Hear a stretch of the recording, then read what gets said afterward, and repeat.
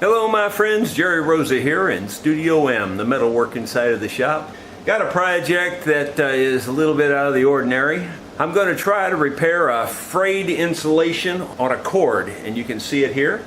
I'll show you that we're going to try to repair this really old set of horsehair clippers. I've got them in the vise. This is the clipping business end. Here's the cord that comes out, and this part here is just frayed. The wires are still good. The clippers still work just fine, but this cord is really bad. We've had it wrapped with tape for years, and in fact we had some of that vulcanizing tape. That vulcanizing tape had melted to it and all that, but it just, it just gave out. So I'm going to try another fix and see if this will work. And we could shorten it up, take this all apart. I tried to do that a little bit, and it looks like a can of worms to take all this old mechanism apart, and I thought I might break something, so I thought, well, I'll just repair the cord again. So that's why we're doing what we're doing. So stick with me here, and I'll show you what my idea is.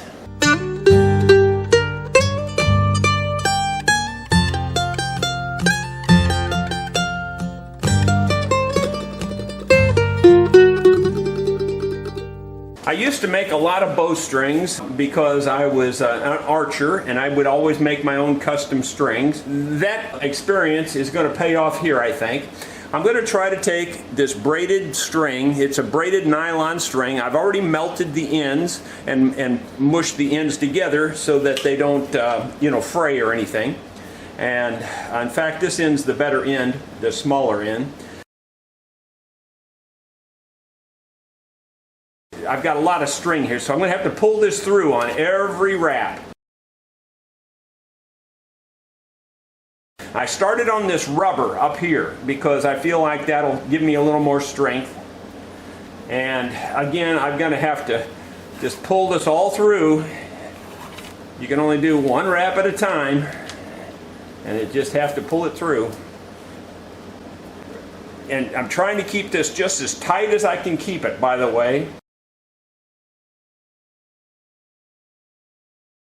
Now you notice that I'm wrapping around this end of this string also, and the reason I'm doing that is that's what ties that in there, and it won't let it come out. Again, it's technology for making bowstrings.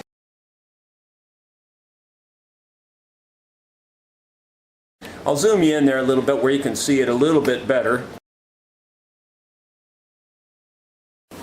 I think this will stiffen it up where it won't flex there at that wire, and at the loose wires is, if you just keep flexing that all the time, I don't care if it is stranded wire, it's going to break eventually. The plastic gives away, then the wire gives away, all that. But I think this will stiffen it up really nicely and fix it where it won't do that. I should have done this ahead of time, but I think I'm going to cut this extra internal packing on the old insulation. So I think I can reach a pair of scissors. So I'm going to reach over, get these scissors, and I'm just going to try to cut all this extra fluff off of here. I should have done this ahead of time, but I didn't think of it. Main thing is you want to keep your tension on your string.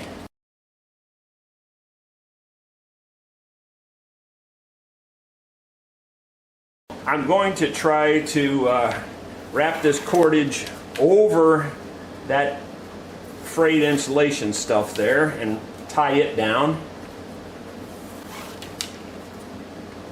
And then I'm going to go out on top of the insulation here that is still good. Go out on top of that and wrap some more. And I'm going to wrap about a 3/4 of an inch onto that, I think. Something like that.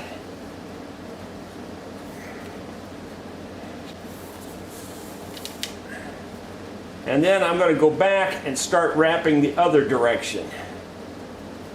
Now you didn't do this necessarily with a bowstring, but in this case I'm doing it because this is so small through here. So that's the reason I'm doing this, and I'm hoping I can make it work out. I hope I got enough cord also, because once you start wrapping around a bigger diameter, your cord goes away pretty fast.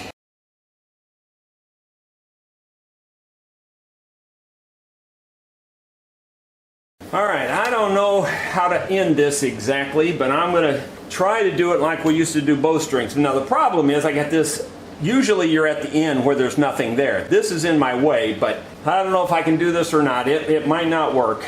Just going to give it my best shot. The way I'm doing this is I've stopped right here. Now I'm wrapping back around this a bunch of wraps, about 8 or 9 wraps I think is probably, and it's just hard to do because you need really an extra hand here. But I'm going to try to wrap a bunch of wraps around here that will unwrap as I continue wrapping from my left hand. So this stuff I'm doing in the right it's supposed to be there to unwrap. I don't know if that makes sense, but anyway, that's what I'm doing. I'm wrapping a bunch of them, about that many. That way there'll be a bunch of wraps over this cord. So here we go. This should work. So now we're wrapping it like that, and we're going, and you can see this is unwrapping as I'm wrapping here still. I'm still doing the same thing here I've always been doing, but now I'm doing it over the end of this string, and this is unwrapping as I'm doing this. So this should work really well. I just had to guess on how much I needed, but it looks like I guessed pretty darn good. So now I'm going to pull this string hard and pull it through. And you can see there that it's absolutely tight. There's no way you're going to get that cord off there. Because the cord, where we started up here, and the cord was already wrapped really tightly under there. So that cord, that end is not going to come out. Then I've wrapped all of this really tightly back over it, and I've got about 1, 2, 3, 4, 5, 6, 7, 8 wraps over the top of this cord. So this cord's not going to come out because I've got it pulled really tight. So now you can absolutely just take and cut this off really short, like that. And there's no way that's going to come loose. And because it's a nylon cord, I'm going to also just melt it lightly.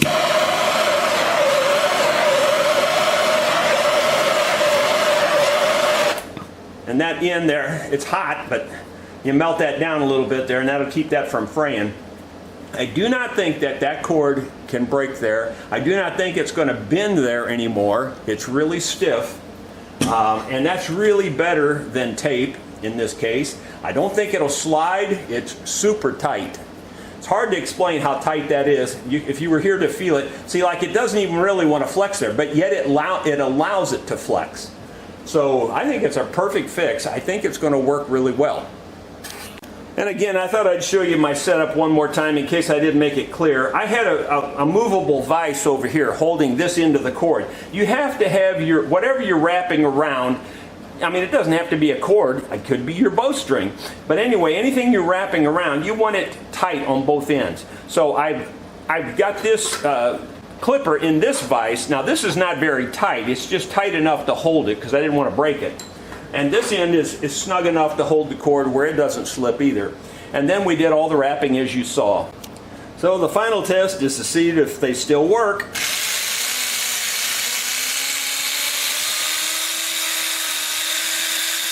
And they still work. Well, my friends, I think that's a much better fix than anything you can do with tape or even shrink wrap or anything like that. I think that's a permanent fix. Believe it or not, with that kind of a nylon cord, that stuff is pretty much, indestructible, and it's wrapped super tight. And I've never had a bowstring cordage ever come loose that I've wrapped this way, so I don't think this will come loose either.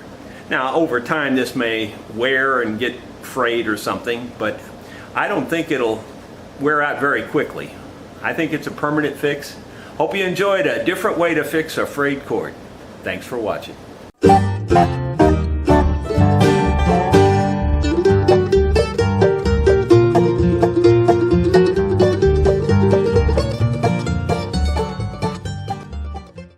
Not that it really matters in the grand scheme of things, but I just used a little black leather dye and dyed the cord black.